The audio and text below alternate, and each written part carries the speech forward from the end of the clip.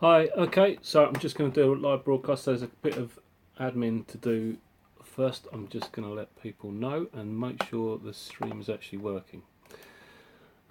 It's not with coffee, unfortunately, because it's taken me 10 minutes to get the thing working again. So I've drank my coffee, but we'll try and stick to 10 minutes. I can see I'm live now, so let me just share the thing on social media quickly.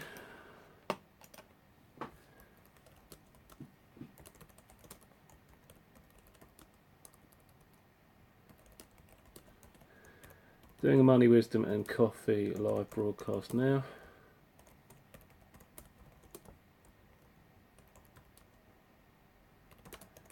If you want to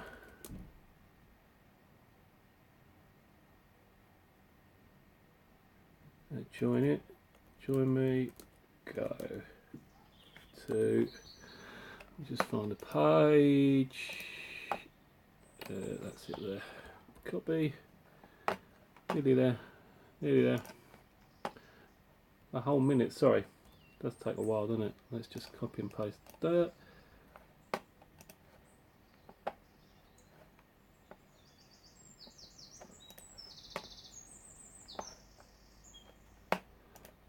But nearly there.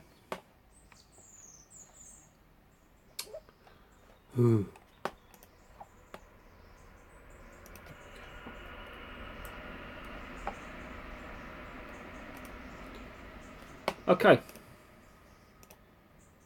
let's go. So if you want to say anything, just use the YouTube chat. I'll tell you what. Let me open it up so that I can keep an eye on Twitter. Just 2 seconds. I'm nearly there. So today I'm going to be talking about Glyn Davis's magnificent book. If I can get this thing working, hang on a second. A History of Money.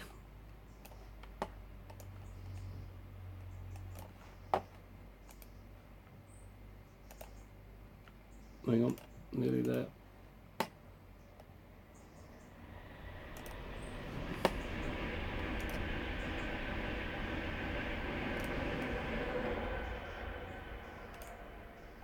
Okay, let's go. Ignore all that stuff that's going on there. Glyn Davis's book, A History of Money. This is one of my earliest money wisdom quotes. I didn't actually look to see how early it was. I think it's like the second or third one. Maybe I'll have a look in a minute. So it's got an awful cover. This one here, A History of Money. And note the A. It's not. He's doesn't call it The History of Money. It's A History of Money. So let's start. I mean, my note on it. Oh well, I'll read you the note. I promised myself I wouldn't swear in these things, but you know, sometimes we need to. So my note says, "You mean fucking, so why don't you say it?" And it kind of does mean fucking rather than loving, because money is associated. You know, the word monata was the was the Greek goddess, was a Roman goddess of. And it relates to of money and sex basically, in terms of the fact that she ties into the ancient idea of money coming out of sacred temples, sacred prostitution. So people used to go in and give a token, and it was the act of the sex act was part of a religious ritual, basically, and then the idea is that the tokens that were used were formed into money. I mean, not many people believe that particular story, but I quite like it. That's kind of where the I suppose where the loving origin idea comes from. That money came out of loving, or fucking. The other one is a lot more powerful, which is the idea that it came out of fighting, because the idea was that money was formed out of reparations for fighting. So it came out of justice, basically, through the idea of Wehrgeld. which was repayment. So somebody murdered one of your family, rather than starting sort of some internecine war between the different tribes.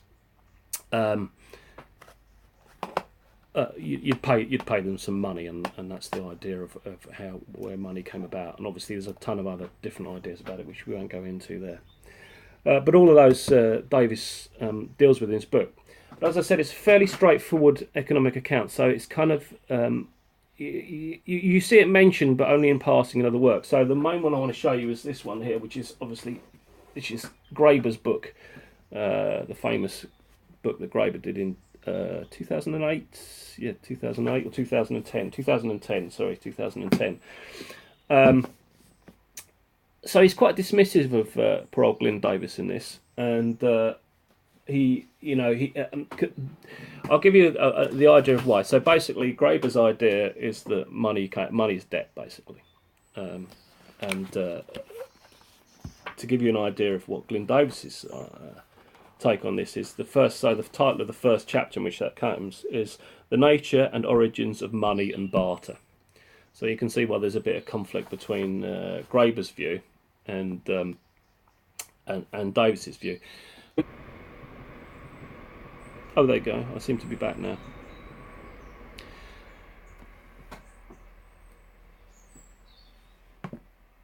Anyway, so I read this during the eclipse, and it was quite a particularly magical time for me, which I talk about in the Money Burners Manual. I'll quickly tell you. So the Chocky is a book written by John Wyndham, and it explores the idea that the philosophical idea is for kids, but it explores the philosophical idea of thought and matter. And obviously this relates to money because in my perception, money relates to thought and not to matter.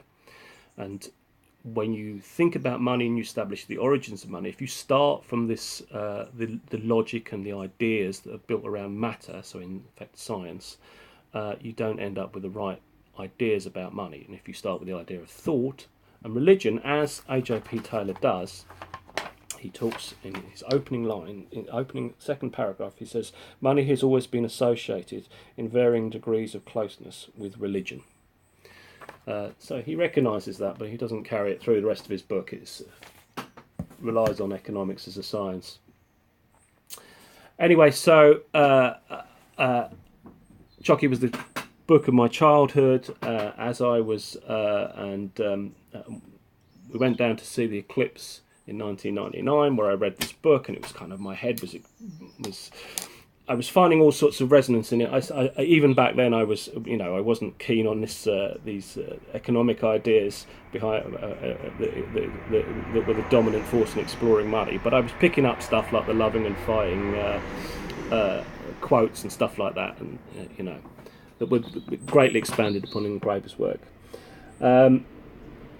The words magical thinking hadn't really formed in my mind then, but anyway, so on the morning of the eclipse, saw this magical eclipse, and there was a guy reading a book on the beach who was with us. There was a group of families down there watching it, and so and all these thoughts were going through my head about thought and matter, and about the different ideas around them, and whether they were relevant to money or not, and of course, the book he was reading, and he was reading it, and he watched the eclipse like this, and he watched the eclipse, and I was just mesmerised by the eclipse, and then he finished watching the eclipse and went back down to it, so I was like, God, that must be a really good book, because this is like an amazing event, and when I got close to him, of course, the book he was reading was Chocky, which kind of sealed the deal on the magic of the moment for me. It was like, wow. The way I describe it in the Money Burners Manual is talking about the fact that when you watch the eclipse, the reality of the heavens is made obvious. The moon becomes a great big lump of rock spinning around, and the sun is this huge ball of fire in the distance. And when you see them normally, they are more symbolic. The sun is this flat disc miles away, and the moon is the same, but during the eclipse, because you get that perspective, they become real things. And the point I make is that as they become real, as the heavens become real, what's on earth becomes magical, and that was the feeling that I had, and sort of I think that's transferred itself into my thoughts around money. Anyway, a bit of a rambling one there. Thanks very much if you've watched this, and I will end this now. So this is the second Money, Wisdom and Coffee. Let me have a little sip of coffee just to make sure, otherwise trade descriptions. So I will stick this up on the Tumblr. Thank you very much. See ya.